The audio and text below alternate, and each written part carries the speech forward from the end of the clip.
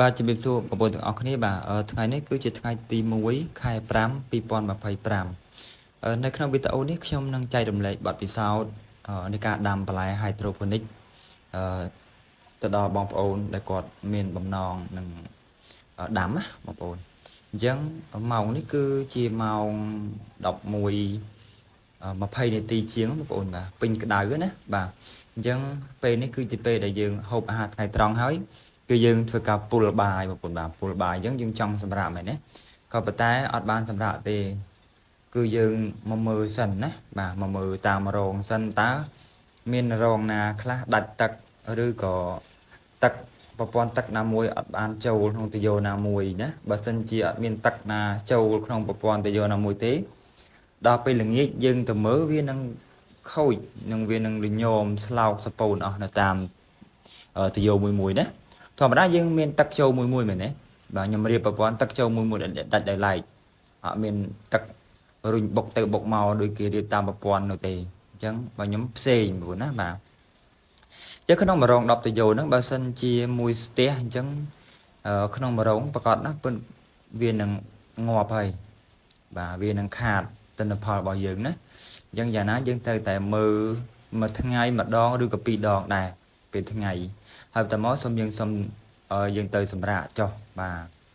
នេះជាបទពិសោធន៍សម្រាប់បង្ហាញបងប្អូន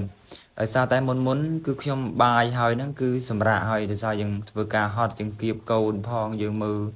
ដាំកូនផងអញ្ចឹងណាបាទអញ្ចឹងហើយវាថ្ងៃអត់បានមើលវាស្លាប់ងាប់អស់បាទមករងដាច់អស់មកទៅយោអញ្ចឹងណាបាទអញ្ចឹងយើងយ៉ាងណាត្រូវតែមើលឲ្យសពថាតើមានដាច់ទឹកអត់អញ្ចឹងណាបាទបើសិនជាដាច់ទឹកយើងត្រូវតែធ្វើឲ្យវាចេញទឹកមកវិញបាទនេះគឺជារោងស្បៃទឿរបស់យើងហើយថ្ងៃទី1ខែ5 2025នេះចាប់ផ្ដើមចូលខែថ្មីអញ្ចឹងវាអាកាសធាតុរៀង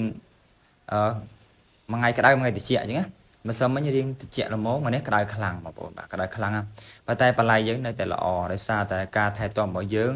ប្រព័ន្ធសាច់របស់យើងហ្នឹងគឺទៀងពេលណាបាទប្រព័ន្ធសាច់របស់ខ្ញុំគឺខ្ញុំប្រើថាមើហើយមានក្បាលសាច់ទៀងពេលទៀងម៉ោងណា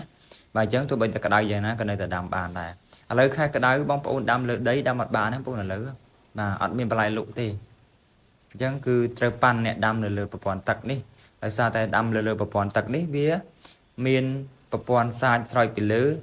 ទៀងពេលយើងកំណត់ថាមើបងប្អូនបាទថាមើហ្នឹងគឺយើងអត់បាក់យើងទៅបាញ់ទឹកស្រោចទីងទៅយកទៅបាញ់ទឹកទៀតទេគឺវាស្រោចអូតូម៉ាទិកតែម្ដងអញ្ចឹងណាដល់នាទីវាគឺស្រោចដល់នាទីវាគឺចេញសាច់ដល់នាទីគឺចេញសាច់តែម្ដងអញ្ចឹងហើយបន្លែយើងទឹកមកទៀងពេលអញ្ចឹងការធំធាត់លូតលាស់របស់វាក៏វាអត់ចាញ់អាកាសធាតុដែរវាមកទៀងពេលល្អណាស់បាទហើយសម្រាប់ timer របស់យើងគឺយើងប្រើភ្ជាប់ជាមួយនឹង motor តែម្ដងណាភ្ជាប់ជាមួយ motor បូមដងសូមបញ្ជាក់បងប្អូនថាទឹកដែលខ្ញុំប្រើគឺទឹកម្ដងទេសម្រាប់ timer សាច់ស្រោចពីលើណាបាទសូម្បីតែនៅក្នុងធុងក៏ខ្ញុំប្រើទឹកម្ដងដែរមុនខ្ញុំប្រើទឹកគីឡូអស់មួយខែ 100000 ជាងណាតែឥឡូវយើងប្រើទឹកម្ដងវាសល់មួយខែ 100000 ជាងដែរយើងអស់តែថ្លៃភ្លើងទៅមុខទេមុនយើងដុបភ្លើងផងទឹកផងយើងបូមចូលអាងណាតែឥឡូវទឹកម្ដងយើងអាចស្ដារប្រើបានវិញហើយបងប្អូនឃើញថាមើលខែក្តៅមែនប៉ុន្តែល្អបន្លែរបស់យើងនៅតែល្អណាបាទអានេះនៅខាងក្រៅបងប្អូនបាទខាងក្រៅបាទខាងក្រៅយើងដើមទឺផងកញ្ញាញ់ផងប៉ុន្តែទឺដកអស់ហើយនៅសល់តែកញ្ញាញ់ហ្នឹងនេះបើហើយនេះបាទបើមួយព្រឹកនេះចូលសាក់មួយព្រឹកនេះព្រឹកមិញចូល40គីឡូជាងក្បែរ50បងប្អូនបាទប្រហែល50ហើយព្រោះម្សិលមិញហ្នឹង60 70ទាំងទឺទាំងកញ្ញាញ់ហើយថ្ងៃនេះហ្នឹងអត់មានទឺទេមានតែកញ្ញាញ់បាទហើយរងនេះ16ម៉ែត្រដូចគ្នាក៏កញ្ញាញ់ដែរណាបាទហើយក្បាលសាច់ប្រព័ន្ធសាច់ដូចគ្នាភ្ជាប់ត direct តែម្ដងណាបងប្អូនបាទ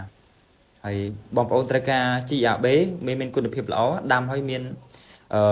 ដាំហើយវាធន់អាកាសធាតុណាបាទល្អបែបហ្នឹង